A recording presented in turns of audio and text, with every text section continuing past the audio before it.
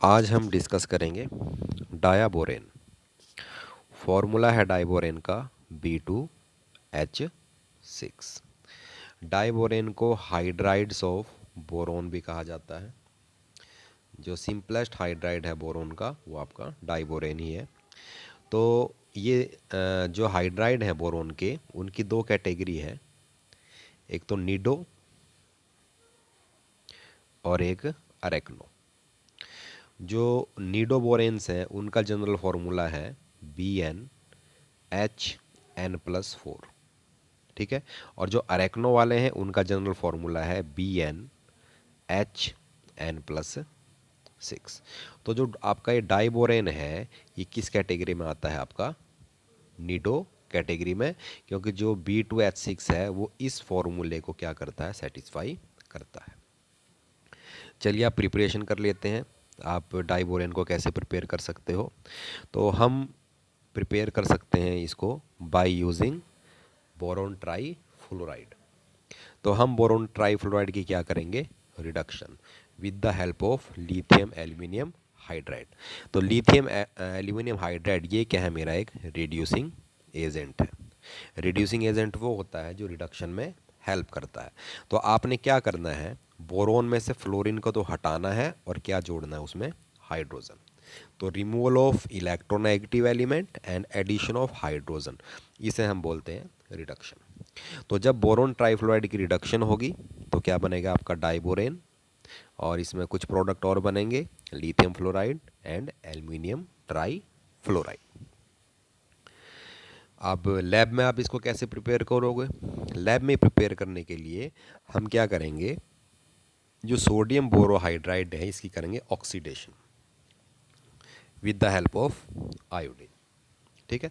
तो आप यहाँ पर देखिए प्रोसेस में क्या निकल रहा है? हाइड्रोजन।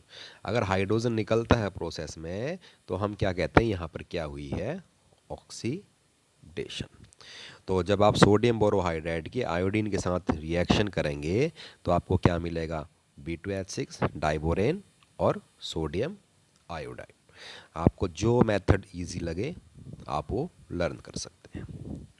एक मेथड और है इंडस्ट्रियल स्केल पे, ठीक है। यदि आपको बहुत ज़्यादा मात्रा में क्या बनाना है? डाइबोरेन बनाना है, तो आप क्या करें? आपको रिएक्शन करनी है BF3 की, किसके साथ? सोडियम हाइड्राइड के साथ, ठीक है। तो जब मैं BF3 की रिएक्शन करूंगा सोडियम हाइड्राइड के साथ तो देखिए boron trifluoride plus sodium hydride NaH, temperature आपने लेना है 450 केल्विन, और ये बनेगा आपका B2H6 और प्लस NaF सोडियम फ्लोराइड। तो यहाँ पर भी आप देख सकते हो, यहाँ पर भी बोरोन ट्राइफ्लोराइड की क्या हो रही है? रिडक्शन हो रही है, ठीक है। क्योंकि आपका जो सोडियम हाइड्राइड है ये क्या है? आपका एक रिड्यूसिंग एजेंट है जो रिडक्शन कर देगा BF3 की, या फिर BF3 को कन्वर्ट कर देगा किस में? B2H6 में। BF3 का फ्लोरीन हट जाएगा और क्या जुड़ जाएगा उसकी जगह? हाइड्रोजन। अब हम इसकी फिजिकल प्रॉपर्टी पढ़ लेते हैं। क्या फिजिकल प्रॉपर्टी है? ये कलरलेस गैस है और हाईली टॉक्सिक गैस है, ठीक है। बहुत ज़्यादा जहरीली गैस है और इसका जो बॉइलिंग पॉइंट है वो है हमारा 180 केल्विन। इसका मतलब ये है कि रूम टेम्परेचर पे जो डाइबोरेन है वो गैसीय स्टेट में मिलती है। डाइबोरेन काफ़ी ज़्यादा रिएक्टिव है और ये आग पकड़ लेती है जब हम इसको किसके साथ एक्सपोज करते हैं? एयर के साथ। जब हम इसको एयर में रखते हैं तो एकदम इतनी एनर्जी निकलती है कि ये जो गैस है वो क्या पकड़ लेती है? आग पकड़ लेती है, ठीक है। ऑक्सीजन में बर्न होती है और बहुत ही ज़्यादा अमाउंट में क्या निकलती है? इसमें एनर्जी निकलती है।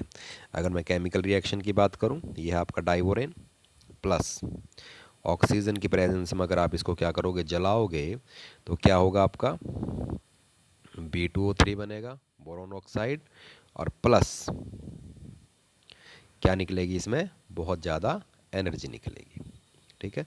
वाटर बनेगा और जो delta HC enthalpy of combustion जो होगी वो होगी -1976 किलो जूल पर मोल।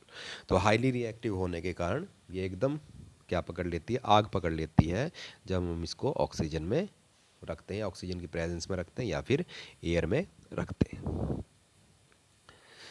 अब ये रिएक्शन बोरेन की वाटर के साथ, तो जब बोरेन वाटर के साथ रिएक्ट करता है तो क्या देता है हमारा, बोरिक एसिड। डाइबोरेन का फॉर्मूला है आपका B2H6 प्लस, किसके साथ रिएक्शन करनी है हमने, वाटर के साथ, उसी को हम हाइड्रोलिसिस बोलते हैं। तो ये बनेगा हमारा डाइबोरेन, फॉर्मूला आपको पता है H3BO3 और प्लस 6H2। कौन सी गैस निकलेगी इसमें, हाइड्रोजन गैस निकलेगी। इसके बाद जो आपका डाइबोरेन है undergoes reaction with Lewis base to give boranes adduct, addition product इसमें बनेगा। ठीक है, जो डाइबोरेन है आपको पता है ये डाइमर है किसका, BH3 का, डाइमर ऑफ BH3। जब दो BH3 के मॉलिक्यूल आपस में जुड़ते हैं, अभी हम आगे स्ट्रक्चर भी करेंगे, तब जाके बनता है आपका डाइबोरेन B2H6। तो एक कोऑर्डिनेट बॉन्ड बनाते हैं किसके साथ, अमोनिया के साथ। ठीक है, BH3 ये एक्ट करता है एक लेविस एसिड की तरह, क्योंकि ये क्या कर सकता है, एक lone pair of electron accept कर सकता है। ये हमने कर चुके हैं हम डिस्कस पहले, क्योंकि इसके वैलेंस शेल में कितने इलेक्ट्रॉन है, 6 इलेक्ट्रॉन्स। ये 2 इलेक्ट्रॉन्स क्या कर सकता है, एक्सेप्ट कर सकता है। तो अगर मैं अमोनिया की बात करूं, आप सभी को पता अमोनिया का फॉर्मूला NH3 है, और इसके पास क्या प्रेजेंट है, एक lone pair of electron present है। और ये क्या कर सकता है, एक लॉन पेयर ऑफ इलेक्ट्रॉन दे सकता है किसको, BH3 को। तो इनके बीच में एक बॉन्ड बनता है जिसे हम बोलते हैं कोऑर्डिनेट बॉन्ड, कोऑर्डिनेट बॉन्ड। इसके बाद आता है आपका क्या रिएक्शन क्या है अमोनिया की डाइबोरेन के साथ। तो इनिशियली जो आपका उनके बीच में डाइबोरेन और अमोनिया के बीच में आपका कोऑर्डिनेट बॉन्ड बनेगा। तो यहाँ पर देखिए B2H6 इंटू 2NH3 बना हुआ है। इसको अगर हम फर्दर हीट करेंगे तो हमें क्या मिलेगा, B3N3H6। इसको हम बोलते हैं बोराजीन, बहुत इंपॉर्टेंट कंपाउंड है बोराजीन। और बोराजीन को इनऑर्गेनिक बेंजीन भी बोलते हैं, क्योंकि बेंजीन में जितने इलेक्ट्रॉन प्रेजेंट होते हैं उतने ही इलेक्ट्रॉन किस में प्रेजेंट होते हैं, बोराजीन में। तो अगर मैं इनकी स्ट्रक्चर देखूं, ये देखिए ये है आपकी बोराजीन की स्ट्रक्चर, और बेंजीन की स्ट्रक्चर कुछ इस तरह से है। ठीक है, ये carbon hydrogen, carbon hydrogen, carbon hydrogen, carbon hydrogen, carbon hydrogen और कार्बन हाइड्रोजन। देखिए स्ट्रक्चर दोनों में मैच कर रही है। ठीक है, इसके साथ साथ दोनों में जो नंबर ऑफ इलेक्ट्रॉन्स है वो भी क्या करते हैं, मैच करते हैं। अगर मैं 2 कार्बन ले लूँ कोई से, ठीक है, ये 2 मैंने कार्बन ले लिया, अगर मैं इसमें नंबर ऑफ इलेक्ट्रॉन काउंट करूं तो कितने इलेक्ट्रॉन आएंगे आपके, एक कार्बन में कितने इलेक्ट्रॉन होते हैं, 6 इलेक्ट्रॉन, 6 + 6 कितने, 12। और अगर मैं बोरोन और नाइट्रोजन को ले लूं, एक बोरोन प्लस एक नाइट्रोजन, ठीक है, तो आपको पता है बोरोन में 5 इलेक्ट्रॉन होते हैं और नाइट्रोजन में 7, तो 7 और 5 कितने हो गए, 12। तो दोनों ही स्ट्रक्चर में अगर मैं आपको बताऊं तो इलेक्ट्रॉन्स की जो संख्या होगी, अगर आप टोटल कैलकुलेट करोगे तो कैसी आएगी, बिल्कुल सेम आएगी। तो इसीलिए बोराजीन को हम क्या बोलते हैं, इनऑर्गेनिक बेंजीन भी बोलते हैं। अब बात आती है स्ट्रक्चर की, क्या स्ट्रक्चर है आपकी डायबोरेन की। तो द 4 टर्मिनल, इसमें एक 2 तरह के हाइड्रोजन है, देखिए टर्मिनल हाइड्रोजन्स है, ठीक है, एक ब्रीजिंग हाइड्रोजन्स है। टर्मिनल का मतलब जो लास्ट में हो, और ब्रीजिंग का मतलब जो किस तरह काम करे, ब्रिज की तरह काम करे। और जो BH बॉन्ड है, ठीक है, वो कैसे बॉन्ड बनाएगा, 2 सेंटर 2 इलेक्ट्रॉन बॉन्ड जो टर्मिनल वाले हैं, ठीक है। और जो ब्रीजिंग वाले हैं वो कौन से बॉन्ड बनाएंगे, 3 सेंटर 2 इलेक्ट्रॉन बॉन्ड, ये ध्यान रखना है। टर्मिनल वाले तो 2 सेंटर 2 इलेक्ट्रॉन, अभी हम इसको आगे डिस्कस करते हैं। और जो ब्रीजिंग वाले है आपके ब्रीजिंग बॉन्ड है वो 3 सेंटर 2 इलेक्ट्रॉन बॉन्ड बनाएंगे। अब कैसे बनाएंगे देखिए, स्ट्रक्चर हम देख लेते हैं। ये स्ट्रक्चर है, ये जो हाइड्रोजन है इधर वाले देखिए 1 2 3 4, ये है टर्मिनल हाइड्रोजन। ठीक है, 4 टर्मिनल हाइड्रोजन है। और 1 2, ये कैसा हाइड्रोजन है, ब्रीजिंग, मतलब जो ब्रिज की तरह काम कर रहे हैं 2 बोरोन के बीच में। तो 2 ब्रीजिंग हाइड्रोजन हो गए आपके, और 4 कौन से हाइड्रोजन हो गए, टर्मिनल हाइड्रोजन। अब ये जो टर्मिनल हाइड्रोजन है ये होंगे आपके 2 सेंटर 2 इलेक्ट्रॉन बॉन्ड। ठीक है, 2 इसमें एलिमेंट पार्टिसिपेट करेंगे और 2 ही इलेक्ट्रॉन्स इन्वॉल्व होंगे किसमें, टर्मिनल में। लेकिन जो ब्रीजिंग वाले हाइड्रोजन है या फिर जो ब्रीजिंग वाला बॉन्ड है, इसमें 3 तो सेंटर होंगे। कौन कौन से, बोरोन, हाइड्रोजन और बोरोन। ठीक है, 3 सेंटर हो गए, लेकिन इलेक्ट्रॉन कितने इन्वॉल्व होंगे इसमें, 2 ही इलेक्ट्रॉन्स इन्वॉल्व होंगे। अभी हम करते हैं, देखिए कैसे इन्वॉल्व होंगे। यहां पर जो हाइब्रिडाइजेशन है बोरोन की वो है आपकी sp3। ठीक है, ये जो बोरोन एटम है इधर वाला ये भी sp3 हाइब्रिडाइज्ड है, और ये जो सेकंड बोरोन एटम है ये भी क्या है आपका sp3 हाइब्रिडाइज्ड है।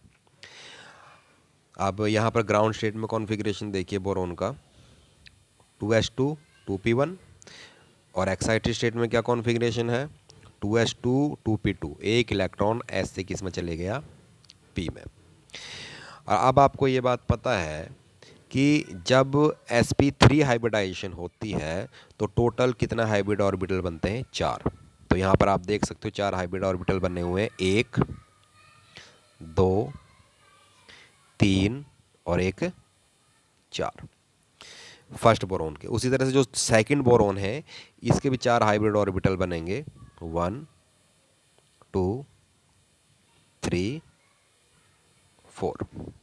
अब यहाँ पर देखिए जो टर्मिनल बोरोन हाइड्रोजन बॉन्ड बना हुआ है उसमें जो बोरोन का हाइब्रिड ऑर्बिटल है वो ओवरलैप करेगा हाइड्रोजन के s ऑर्बिटल से, और कौन सा बॉन्ड बनाएगा, बोरोन हाइड्रोजन टर्मिनल बॉन्ड।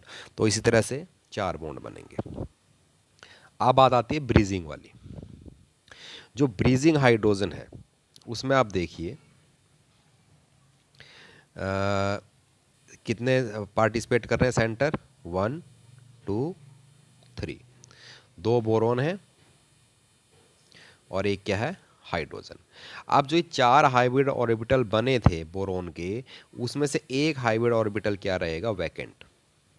ठीक है, जो डॉटेड शेप में दिखा रखा है ये कैसा ऑर्बिटल है आपका, वैकेंट, खाली है।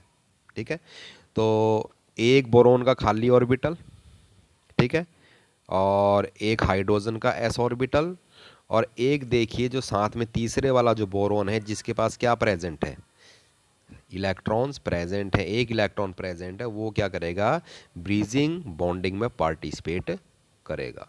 तो बोरोन और हाइड्रोजन के पास इलेक्ट्रॉन थे, लेकिन एक बोरोन के पास इलेक्ट्रॉन नहीं थे, लेकिन फिर भी क्या बनना है, यहाँ पर बॉन्ड बन रहा है। तो यहाँ पर 3 सेंटर पार्टिसिपेट कर रहे हैं लेकिन इलेक्ट्रॉन केवल 2 ही इन्वॉल्व हैं। तो इन्हें आप क्या बोलोगे, 3 सेंटर 2 इलेक्ट्रॉन बॉन्ड। तो ये आपकी स्ट्रक्चर थी डाइबोरेन की। नेक्स्ट लेक्चर में हम स्टार्ट करेंगे कार्बन फैमिली।